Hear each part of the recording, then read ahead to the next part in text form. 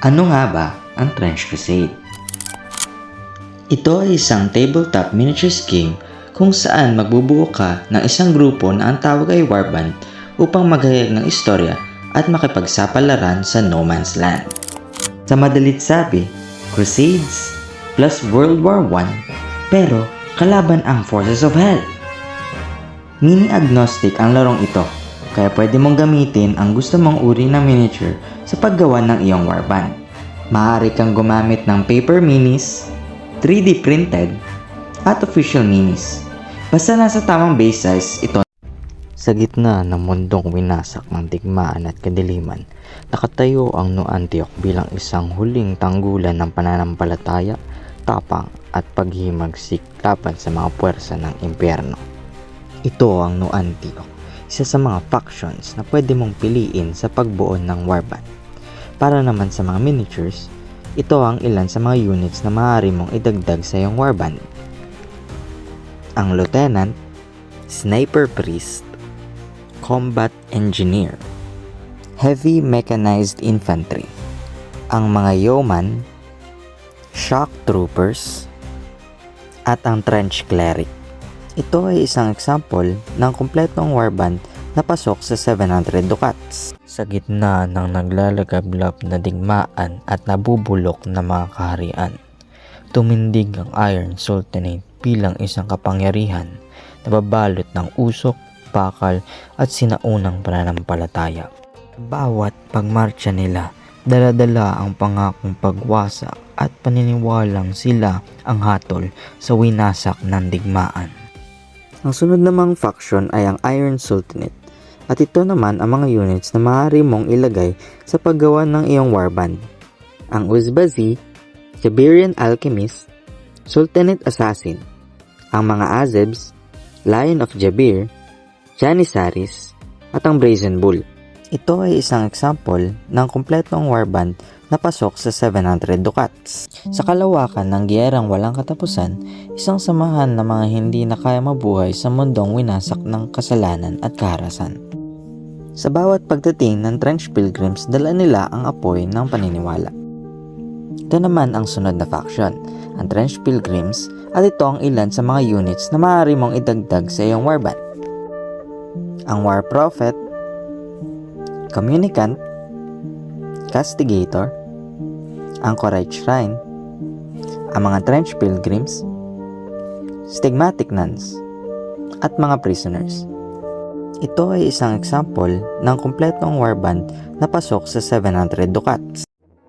Sa likod ng usok at ng abo ng digmaan, gumagalaw ang Heretic Legion, isang hukbong sinilang mula sa pagtataksil at pagyakap sa pinagbabawal na kapangyarihan. Sa mundo ng Trench Crusade na halos lamunin ng impyerno, ay isa sila sa pwede mong piliin sa paggawa ng sarili mong warband. Ito naman ang ilan sa mga units na maaari mong idagdag sa pagbuo ng sarili mong warband. Heretic Priest, Death Commando, Chorister, mga Heretic Troopers, Werewolf Assault Beast, Anointed Heavy Infantry, at ang Artillery Witch. Ito ay isang example ng kumpletong warband na pasok sa 700 Ducats.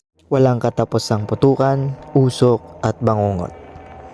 Kung saan ito nadadala, ang lupa ay nalalason, ang hangin ay nagiging desperasyon, at sino mang lumapit dito ay magdurusa ng pagkabulok. Sa mundo ng Trench Crusade, ito ang Black Grail, isa sa mga faction na maaari mong piliin sa paggawa ng iyong warband. Ito naman ang mga miniatures o units na pwede mong idagdag. Lord of Tumors, Plague Knights, Corpse Guards, Hounds, Heralds, Amalgam, at mga Trolls. Ito ay isang example ng kumpletong warband na pasok sa 700 Ducats. Sa lilim ng digmaan, may grupong kumikilos sa dilim. Ang Court of the Seven-Headed Serpent, isang aninong humahawak sa mga lihim na maaaring magtulak sa digmaan tungo sa kapahamakan na hindi na matutubos kailanman.